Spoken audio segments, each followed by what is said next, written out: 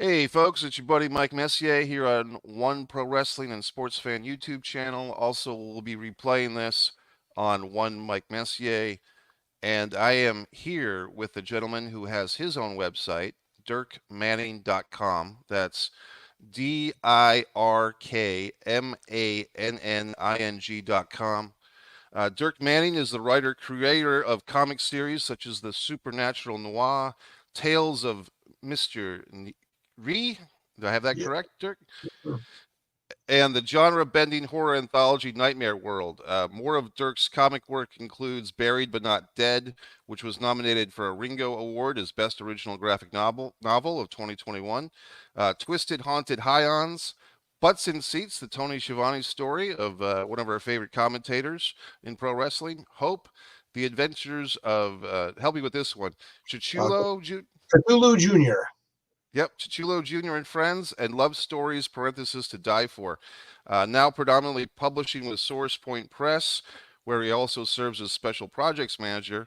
Dirk was an early adopter in using crowdfunding to launch pre-sales of his comics and graphic novels, with Dirk's work having raised over $480,000 and counting in pre-sales on Kickstarter alone. Dirk is also the author of the inspirational how-to column-turned-book series Right or Wrong, a writer's guide to creating comics, and has contributed several short stories to the role-playing game series Clockwork Dominion for Requillery Game Studios. His screenplay writings include the YouTube horror series Black Box TV episode The Hunger, which was directed by Drew Daywalt and featuring Bonnie Aarons and John Grease. So, coming into us all the way from Detroit, Michigan, is Mr. Dirk Manning. How are you, Dirk? Very good, man. Thank you. Thank you for having me on. Yeah, I'm very happy to talk to you because I was one of those Kickstarter people that supported the book, Art Anderson. I've got the hardcover here, and there's also a paperback. And I think people, to tell you the truth, Dirk, I think your project with Art Anderson, My Life as the Enforcer, is the second crowdfunding project I've ever supported. All right on. Well, thank you, man. I appreciate that. And as you mentioned, doing the crowdfunding, you actually got the limited edition hardcover version of the book, the trade paperback, and you also got a copy of that. This is the version that's going to be available now, in stores, not Amazon, Barnes Nobles, and all that good stuff, comic shops. But the hardcover edition that you have is like the early adapter, right? Bonus. You people that back the Kickstarter get the hardcover, and so I'm really excited you jumped in and got that because this is a book that me and my team and Arn are really especially proud of.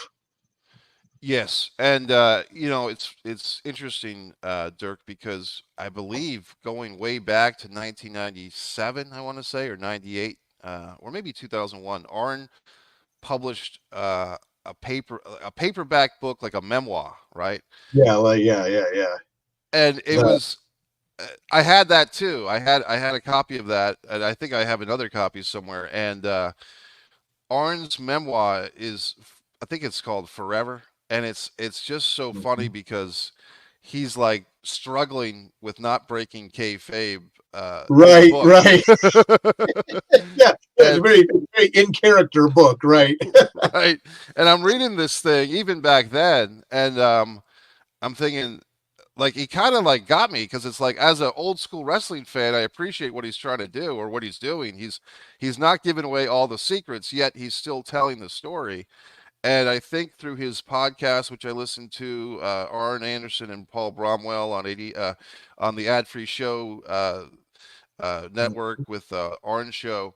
I listen to those guys every week, and I love how Arn breaks down his career month by month. So it's when they started talking about this comic and everything on with Paulie B on the show, I got intrigued. And like I said, as an old school wrestling fan, Arn Anderson's one of those guys that he could work any match on the card. He could work the opening match, and he could work the main event. And as a fan, it was totally acceptable for either way. No, you're exactly right. And it's funny when this book first came to fruition, which I don't think would be a surprise to most people that know the history of what I do. This book kind of came out directly as a result of me doing Butts and Seats, the Tony Schiavone story. And Arn, kind of as a rib, I met him and he's like, "When am I going to get a comic book?" And I'm like, "Okay, yeah, that sounds great, man. Let's do that." And again, as you read in my bio, predominantly in my career to date, I've been known as a horror comic writer, doing the Tales of Mystery, Nightmare World, stuff like that. But I've always been a huge wrestling fan since I was little. And working with Tony Schiavone on that book was really fun. But then you got a guy like Arn Anderson, totally different animal, right? Totally different way of telling the story. And again, I was really fascinated to tell the story about with Butts and Seats. We got to tell the story. My working title for Butts and Seats was A Life Amongst Giants. Because here's Tony, a guy who's objectively not a wrestler, but more of like a normal guy navigating through this life with these giant personalities and sometimes these physically giant characters. Arn is the giant, right? Arn is the wrestler. Arn is the guy. So now to kind of walk that back and then talk about what is it like to be the enforcer and what is it like to live your life as in many ways the guy behind the guy. Arn's a guy you can plug in anywhere. Like you said, he can be the opener, he can be the headliner. He had one of the biggest pops in WrestleMania history when he spinebustered The Undertaker, and everyone thought that was going to be the moment the streak ended, right? Against Ric Flair, right? Yeah. But getting to tell the story about the real person behind the character was an opportunity I couldn't say no to, and as a result, the book that we created with this, which again, now you can now order this on Amazon, through Barnes and Nobles, to comic book shops. Um, it's a fascinating and beautiful story that I think that even people who are not necessarily wrestling fans are really going to find a lot to invest in this book. Um, Arn is a natural storyteller, both in the ring, obviously, but also just personally, and him making the very vulnerable decision to open up the book by saying, "Let me tell you about my life when I was little, and the fact that I didn't know my father, and that my mom, no offense to his mom, kind of abandoned me, Right. and my grandparents raised me." That's not the normal tough way guy, the tough guy story that you hear, right? Um, and then as a result, when he takes you through this journey, and he starts talking about becoming a professional wrestler and being gifted the moniker of being an Anderson, and then all this stuff, and then the injuries he had, things like that. It's a hell of a story, and illustrated by Colm Griffin and Sean Daly, these two amazing illustrators, doing both. With Sean doing the present day Arn, and then flashing back to Colm stuff doing the past Arn. I'm exceptionally proud of this book, and I'm really excited that everyone that's been reading it has had such a very strong, positive reaction to it. And I'm glad this book exists, and that it's not the kayfabe version of the old book that he wrote. This is its own. This is its own beast. Yeah. And I find that if you're a fan of professional wrestling in general, but especially if you're from the 80s generation. But I keep telling the younger wrestling fans, Dirk, they've got to study the history because to have an Mm-hmm. appreciation of what the sport has been through. I mean, Arn Anderson was at Starrcade 85 with Ole Anderson against Wahoo McDaniel and Billy Jack Haynes. He was at the Great American Right, Bash show. I mean, to appreciate, because the NXT is still using the Great American Bash for their right. events now, 30, 40 years later. And it's just amazing. And one thing about Arn's life that I think he always does a good job of mentioning on the podcast, in this graphic novel, in his prior book, the relationship of two women, particularly his grandmother, who essentially raised him as if he was her child, and his wife, Erin. Uh, Yes. and uh, and I think, to Arn's credit and to Erin's credit, uh, they have lived through a lot of stuff. They have stayed together through thick and thin, and from all accounts, probably one of the most successful marriages of a pro wrestler. Be, be, and Right. I'm not trying to put down the other wrestlers, but some of these guys have walked the aisle 5 or 6 times, let's say, and Sure. Arn and Anderson are still going strong. So I think that Arn Anderson always puts a lot of value on the women of his life, starting with Granny, and then Aaron, his wife, and it's just and I think Arn's very well respected by the female wrestlers of today, both in AEW and prior to that at WWE, as a guy that, as an agent, because he did do a lot of work as an agent too, Mhm. um, he was always very helpful to them. Yeah, Arn. The thing about Arn is he's a gentleman. He is a gentleman, and having the conversations I've had with him, um, not to peel back the curtain too much, but this book was done a long time before it was delivered. It got stuck in customs, which is just something that happens sometimes. I mean, the book was just sitting on a vat in a port for months, and times of adversity really, I think, ultimately show someone's true character. And Arn, through this whole process from beginning to end, I just talked to Arn on the phone the other day. Now that the book is out, and he's going to start doing signings and conventions with the book in hand. A gentleman. He is a true, consummate professional. And as a result, it was no. But I think that part of this is by being raised by his grandmother, having a strong relationship with his wife. That's testament to character, right? And me, this guy that came in and he entrusted to tell the story and work with him on this project. The book is done and out. We could never speak again, but he gives me a call and we start talking about some stuff and things like that. And through the whole thing, truly, truly a gentleman, and that gentle, kind Arn Anderson that you see in this book, that's him.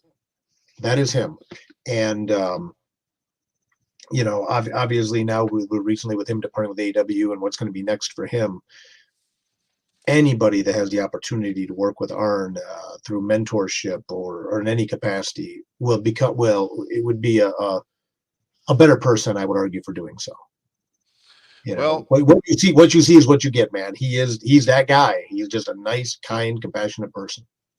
I got to tell you, Dirk, now with Cody Rhodes winning that Royal Rumble last night for the second time, what better placement than to have Arn Anderson rekindle the magic that Arn had as Cody's manager. And if you had Arn Anderson in Cody's corner this year for WrestleMania, maybe things will be a bit different against Roman Reigns, right? From your lips to God's ears, man, because I'll tell you what, finish the story, right? Right. Finish the story.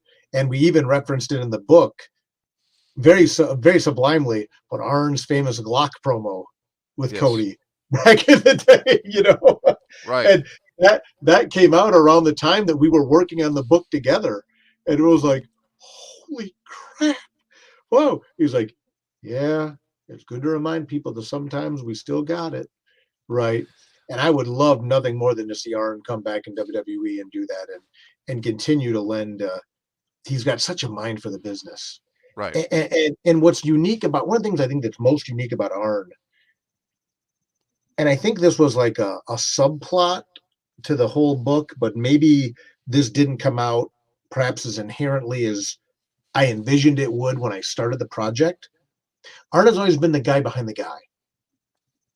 Arn is the guy that makes other people better just by his presence of being there. And that's not to take away from any of Arn's many accomplishments as a wrestler, as a solo wrestler, as a tag team wrestler. Arn Anderson is a foundational element of the professional wrestling landscape as we see it today. But he's also has never been a Ric Flair, a Hulk Hogan, even like a John Cena in regards to the face of the company. And he will joke, and he'll make. I can hear Arn in my head right now making jokes. Well, you wouldn't want this face to be the face of, right? But every good, and again, I'm going to use a comic book analogy here. Every good comic book villain is oftentimes defined by their henchman, by their muscle, by their enforcer, Right. right? And oftentimes the main villain in a comic book especially is not as fearsome as their henchman, as their enforcer. And that was Arn. I mean, Ric Flair, incredible wrestler, one of the goats. But would Ric Flair have been Ric Flair without Arn Anderson, without the Four Horsemen? I mean, arguably yes, but there's still a very huge value added component to what Arn Anderson, the performer, brings to what he does. And you'll notice in the book, we're very sparingly referred to Arn by his legal name. Right. And I did that on purpose. Not that it's not public information. It is. Everyone knows that Arn Anderson is not his legal name. He's Martin Lundy. But the book was about Arn Anderson and what being Arn Anderson entails personally and professionally. So then when we do see Aaron in the book, when he first meets Aaron, when we do the modern takes, when he's there with his little dog and his wife and his kids and stuff like that, we talk about that. But his mind for wrestling, coming back to what I was saying originally, is so, his knowledge of wrestling is so profound and his mind is so sharp on that stuff that again, not to be a mark about it, but I would love to see him come back in WWE to help Cody finish the story. I think that would be an amazing part of this and a recognition of what he can bring to this next generation of wrestlers. Um, Watching the Rumble yesterday, look how much young talent we had. We didn't have any real legend throwback stuff in either Royal Rumble event. Right. When's the last time that happened? When's the last time you didn't have the pop of the old guy coming back in? The Right. pops were the new people. The pops were the Jade Cargills. The pops were the Andrades, right? So bringing Arn into that mix as well, not to be too much of a fanboy about it, but again, from your lips to God's ears, or from your lips to Triple H's ears, let's do that. Let's bring him back home and let him really continue to grow the industry like someone like only in his position can. Well, you know that Triple H has a huge respect for Arn Anderson. I believe that the Evolution Group, I think Arn is credited with naming the Evolution Group of Triple H, Ric Flair, Batista, and Randy Orton. And then uh, Triple H, I want to say around the 2000 era, started using one of Arn's custom moves, the Spine Buster. Mindbuster. Yep. And I mean, Ron Simmons used the spine buster, but they all give credit to Arn Anderson because basically he invented the spine buster. And Yeah. I Hey, can we go talked about that back in the and book. Yeah. yeah, I can remember he was using the gourd buster, which was like he would lift a guy up for a suplex and then drop him forward. Stop. But Dirk, we're both huge Arn Anderson fans. I'm so happy for you in this book, but I do want to talk about some of your other stuff because Sure, man. I have it's interesting for me as a pop culture enthusiast. When I was a kid, I was really into comics until I got into pro wrestling. And that's when pro wrestling kind of took over. The only cartoon I would watch after I got into wrestling was Alvin and the Chipmunks because that was on at 10:30, and then the Right. WWF was on at 11. And so, Right. There's your lead every in.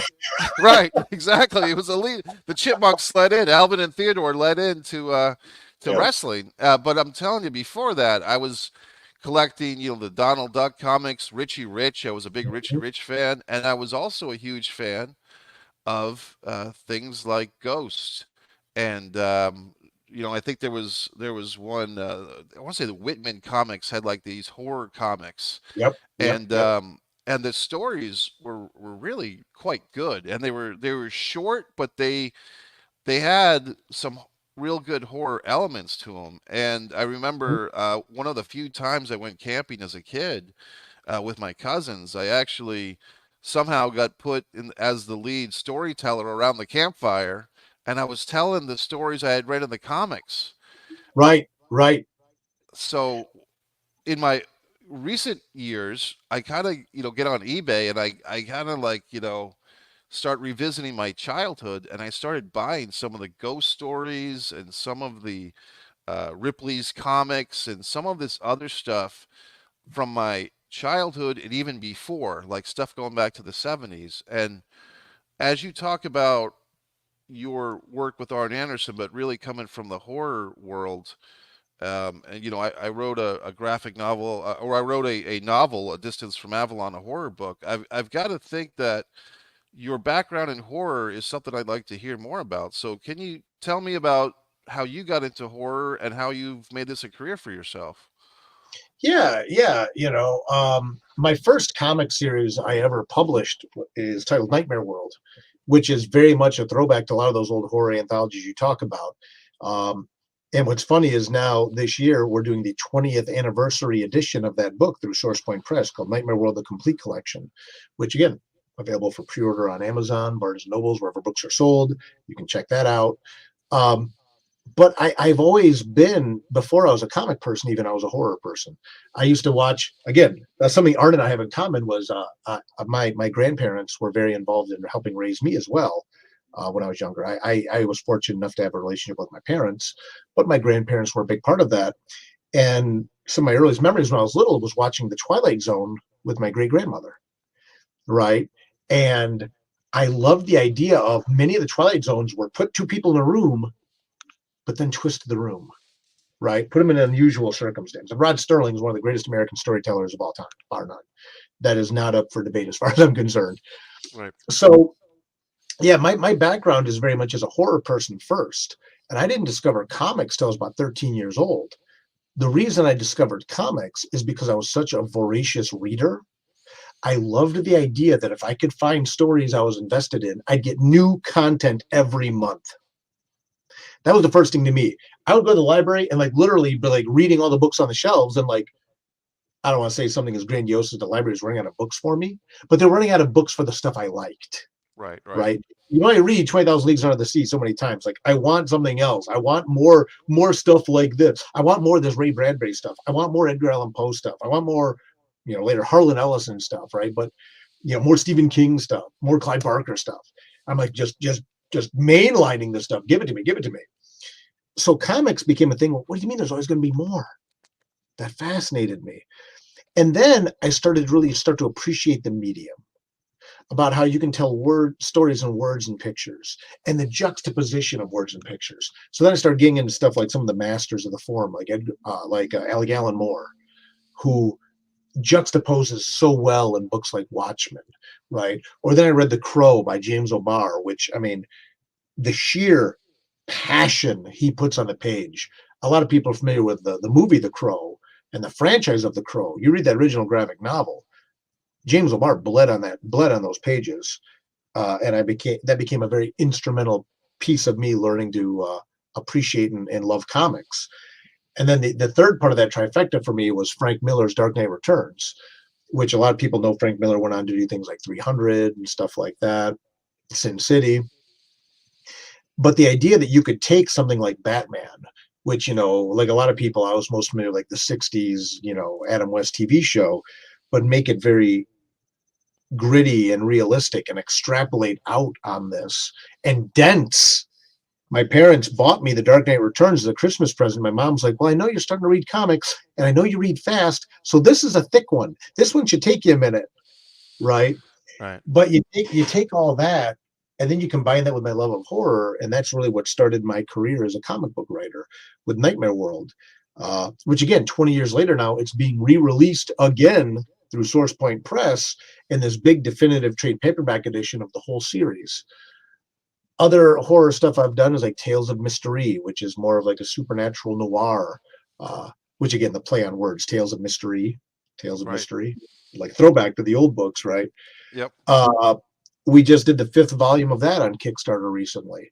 It's about a paranormal troubleshooter who hunts monsters, and with that book, I really wanted to explore. There's hundreds of stories out there about people that hunt monsters. You go back all the way back to like Van Helsing and Dracula, for God's sake, right? But my thing with that, or modern like John Constantine Hellblazer. But my thing has always been, what would it really be like to be that person? How do you make friends? What do? Oh, I hunt monsters. How do I know you're not a monster? Let me throw holy water on you, right? All the time. Anybody I meet, first date, okay, how does this cross affect you? Holy water, this, that, can I see your reflection? And I wanted to really explore what that life would do to someone and ultimately the trauma that would put that person through and how do they function in society. And that's become Tales of Mystery, which is my longest running franchise to date. Like I said, Volume 5 just came out. It's available through bookstores and things like that. I love comics as a medium. I love horror as a genre. And as a result, that's become a real foundational element of what I've done. In more recent years, again, along with the wrestling books, I've branched out. I did, you mentioned earlier, um, my first all ages book, which not surprisingly is a horror book, all ages horror book, Oh, here we go. The Adventures of Cthulhu Jr. and Friends, right? Yeah. Um, Still very much a Dirk Manning production, but this is more fun and more funny. And even even looking at now, there's stuff that makes me laugh on this.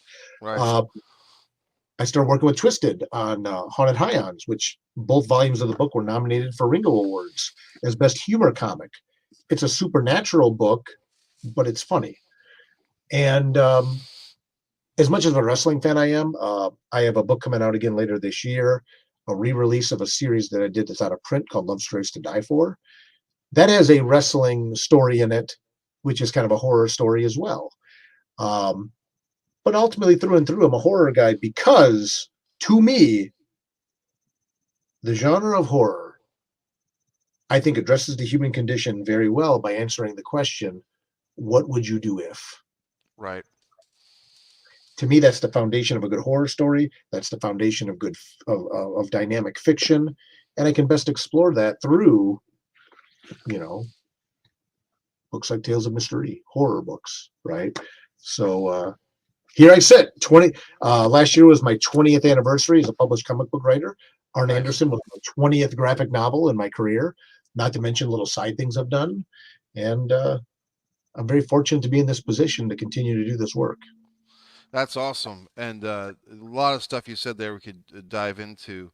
I'm interested in how you've used the internet crowdsourcing, Kickstarter, these mediums that, when you and I were kids didn't exist, but here they are, Yeah. and you've used them to great heights.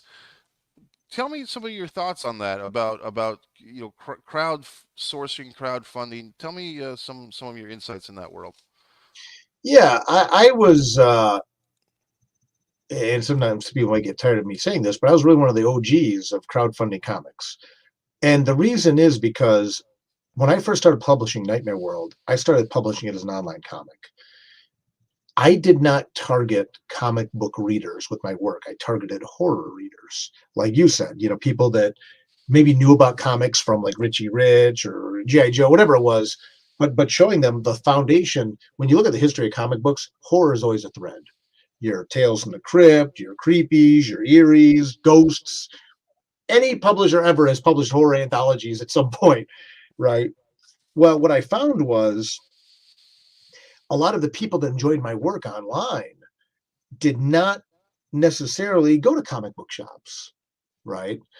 And as a result, when I would try to take like Nightmare World to publishers, especially at the time when I was starting the series, horror comics and on top of that, horror anthology style comics were seen as kind of like short stories, kind of seen like the ghetto of comics, right? Like, oh, well, we need filler, we'll put in a short story.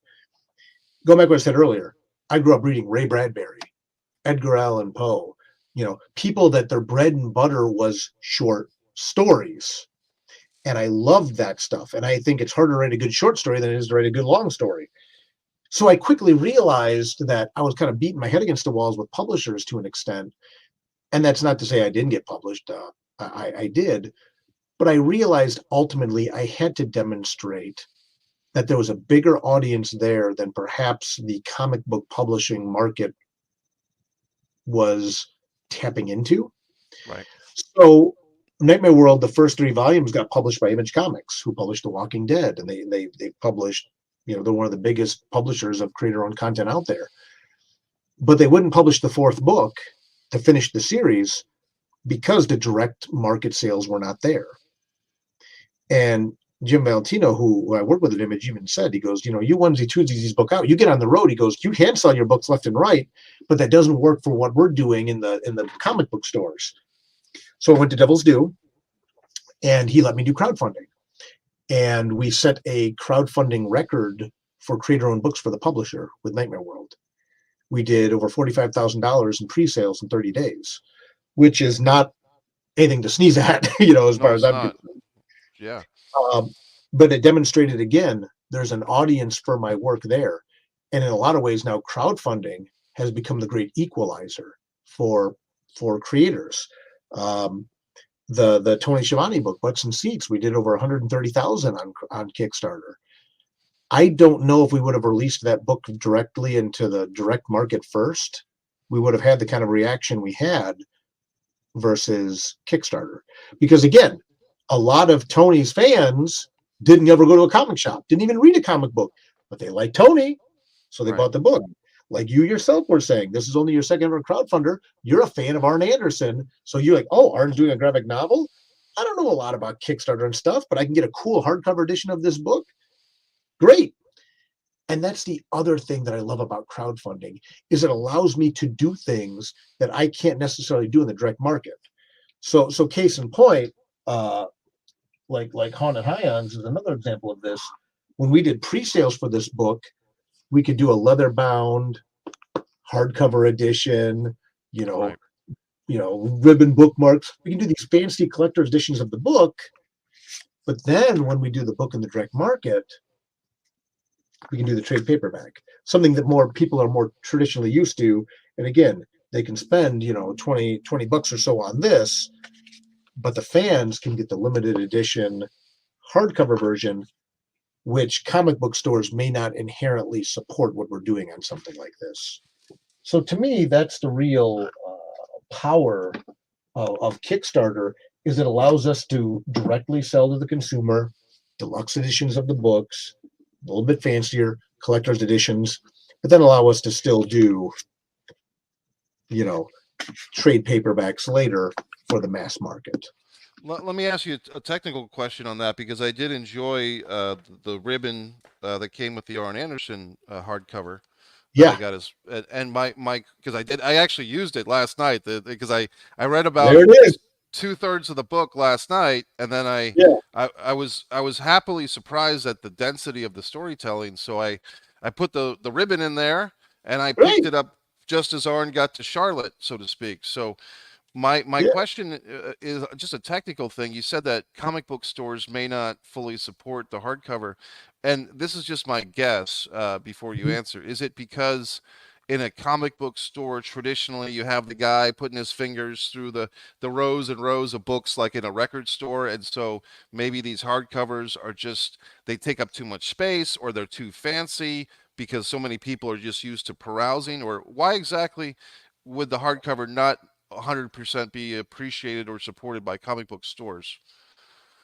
I think one of the things you'll see is with the hardcovers, there's obviously a higher price point on a hardcover traditionally. Also, to be fair, despite 20 years in this industry and the success I've had, I've never written for Marvel. I've never written for DC.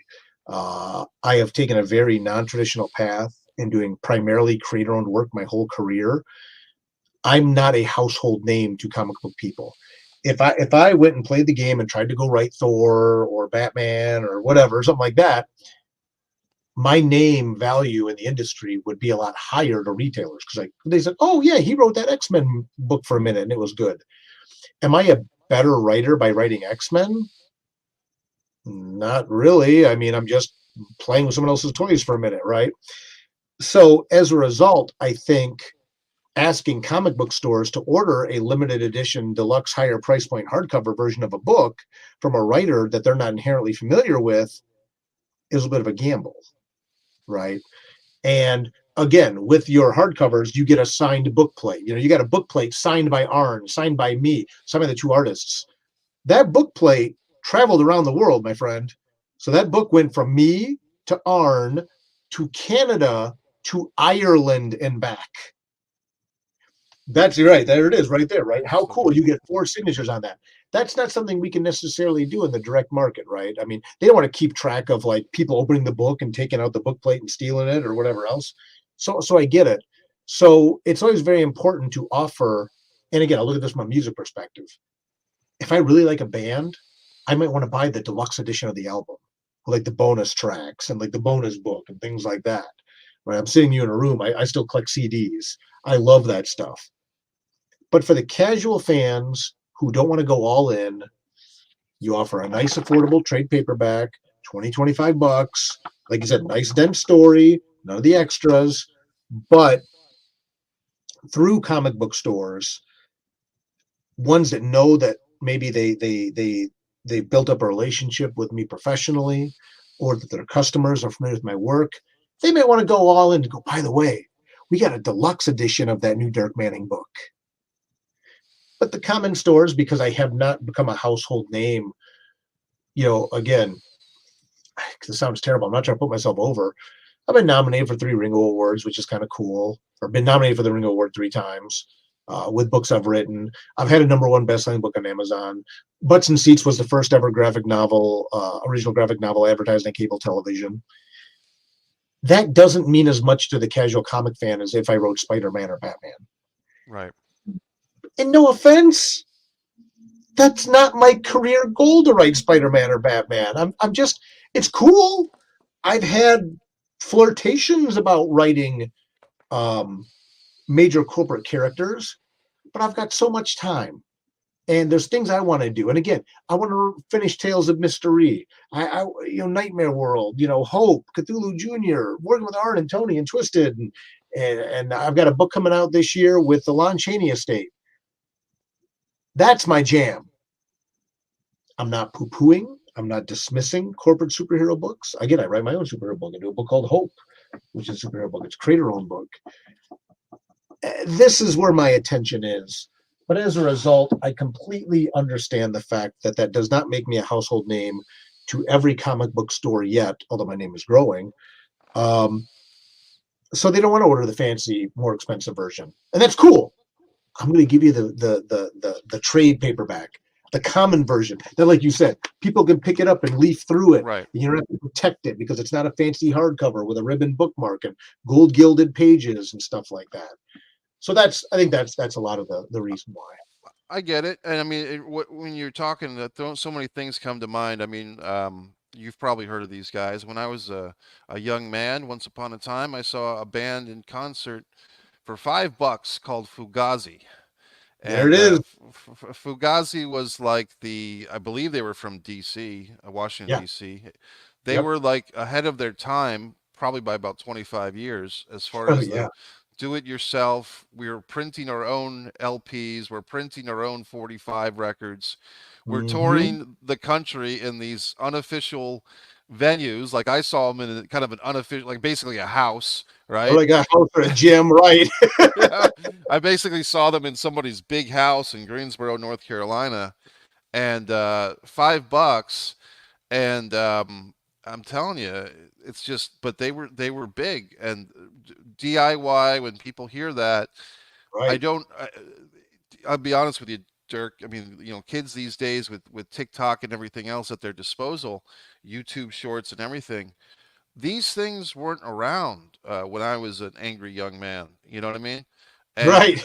and I give you a lot of credit because you've done well with this stuff. Whereas myself in filmmaking, I actually got very frustrated with Indiegogo and Kickstarter the few times that I try to do them with projects, and I'm really appreciative because I know that it's not as simple as, hey, we're going to put a Kickstarter up this weekend and everyone's going to give us their money, and then we're going to all be rich and famous and live happily ever after. It's Mhm. this constant work, and it's trying like what I think you've done here is you've have a track record of success, and most importantly, in my mind, Dirk, coming through with the product because I have seen this happen in the film world, not in the comic world, but in the film world of people making a lot of projects, promises for their projects, and they don't fulfill them. And then what happens is there's a residual butterfly effect that people don't want to support these films. But when you've Absolutely. done the consistency and giving people what they came for and more than their paid value, in my opinion, a lot of times, you're making people happy and you're continuing to grow. Thank you. And that's it. Crowdfunding is very much a contract, like anything is. And I'm very fortunate. I've gotten to the point that people trust me, that I'm going to come through. Usually I over deliver. It's a fault, but um, that's exactly it. The key is communication, right? we talked about this earlier. This book should have been in people's hands a lot sooner. And what happened is the book gets print. The printing industry went sideways for a while with COVID and everything else. And I hate to keep using that word, but it's just true. The ripple effect was huge. Um, all of you as passive consumers may not care that that paper was hard to find, but you need to know because it's delaying getting the book printed. And then the book gets printed. We finally get it overseas, and then it gets stuck in customs. I let everybody know through Kickstarter updates. I'm like, here's what's going on, friends. Here's what's going on. Years ago when we did Nightmare World, we were getting ready to ship the book from China because that's where we printed that one, and there was a hurricane, and they couldn't send the boat. Now, have you ever seen the joke, the slow boat from China? Those I freight boats, that's what they are. They're like an apartment complex sideways floating. So, yeah. and this was very early in my Kickstarter career. I was so concerned. I sent people links to like the weather report thing to show, look, here's the hurricane. We don't want to send these books through the hurricane. So it's going to be another month, right? Because then the boats go on a certain schedule.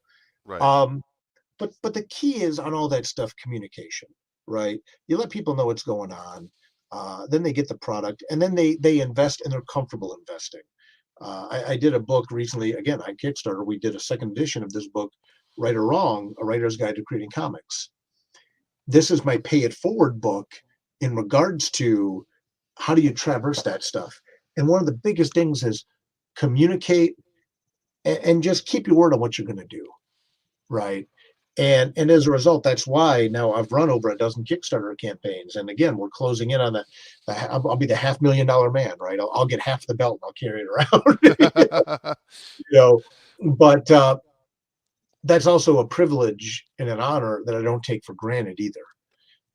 I'm to a point now where I want to start being able to run two Kickstarters back to back, but I don't ever want to have more than two books that are fulfilled. We just did the Kickstarter for the second volume of the book Hope, which I showed you a moment ago.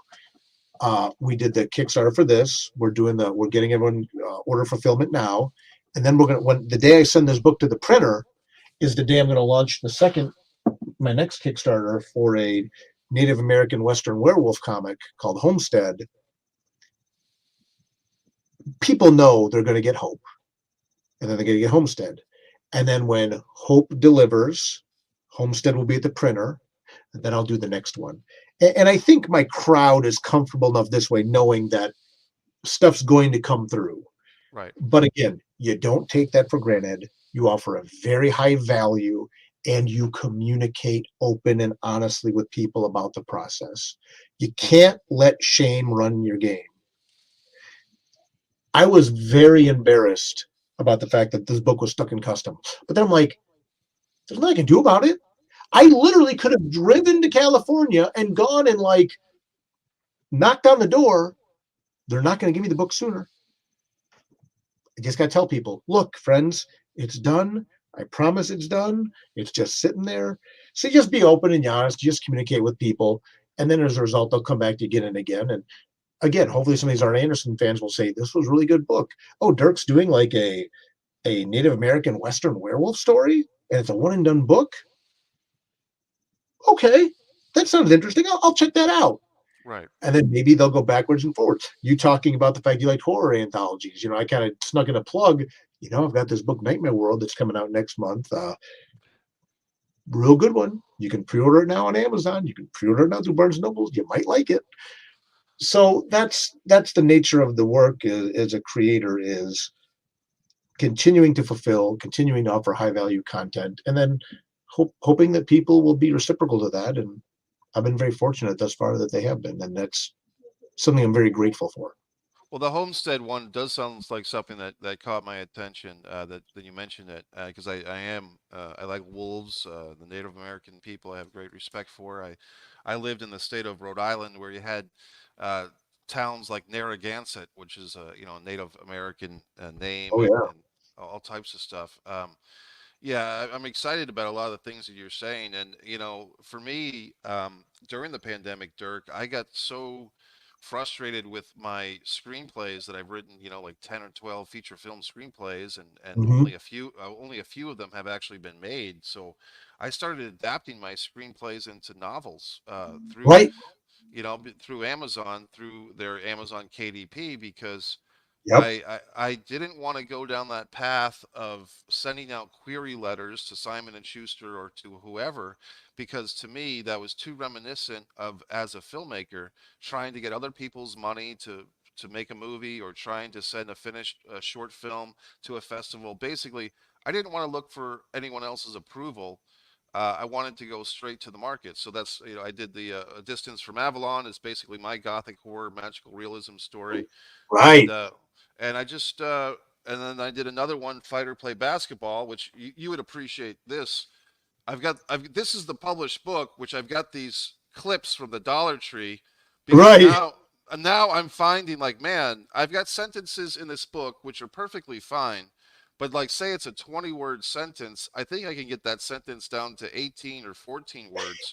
So now I'm painstakingly going through my already published book and Yeah. redrafting it. But here's the good thing, Dirk, with, and I know I'm putting over Amazon here, but with the Amazon KDP, I Yep. can do that and not have to ask an editor or a publisher for permission, or, hey, Yep. I'm going to go into the file and tweak it and make a second edition and make my 20-word sentences to 14. If that was a major publisher, Reagan Books or whoever, they would not care if I wanted to change my 20-word sentence to 14 words. They would not understand, in my opinion, as a writer. You have what the term I want to use for you too is pride of authorship.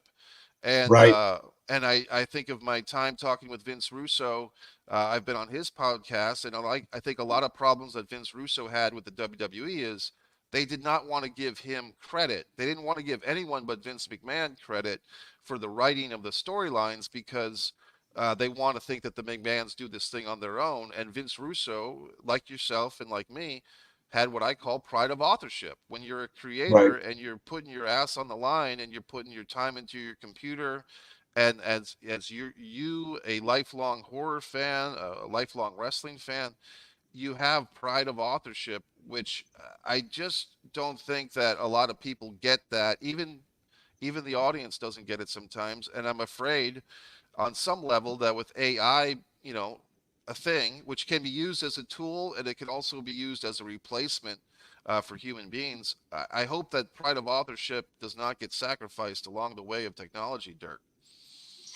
No, no, you're exactly right. And obviously the AI thing in the world of art for comics especially is a huge thing right now. And then obviously with writers it's becoming more and more of a thing too. And ultimately what it comes down to is we have to put things into the world that only we can create. Right. And when I did the first edition of Right or Wrong, I talked about how, I was young and full of piss and vinegar when I did the first edition of this book. And I'm like, if you write something that comes from your heart, gosh darn it, it's going to be almost impossible for other people to steal it. Then AI comes around. Right. Record I'm like, skip. The record skip. ooh, I'm like, yeah, maybe not. And in my own career, I've had my work very heavily influence other existing works to the point where perhaps I should have been given more credit than I was. And we'll leave it at that. Right. But you're right. Ultimately, what it comes down to, though, as creators, in regards to that pride of authorship, is produce it, do it. And I really appreciate what you were saying about how you want to write screenplays, but then you switch to novels to get it done, because that's it. I can have it done on my desktop. I can have it done sitting in my drawer. I can have it done in my head. It's not, but it doesn't really exist till it's out there. Right over here in my office, I have a spinner rack, an old timey comic book spinner rack that is almost filled with my own work. Right. And that was always been like a goal for me, is like, someday I want to fill a spinner rack, not just with issues, but with graphic novels of my own work. And the only way to make that happen is to produce it and get it done. And that's why it's so funny that people in film love comics, people in comics love film. But it's like that grass is always green on the other side thing.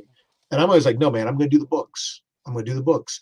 And that's why I haven't chased that dragon of like writing a Spider-Man, writing an X-Men. There's a million people that want to write X-Men. Everyone has a Spider-Man story. Everyone has a Batman story.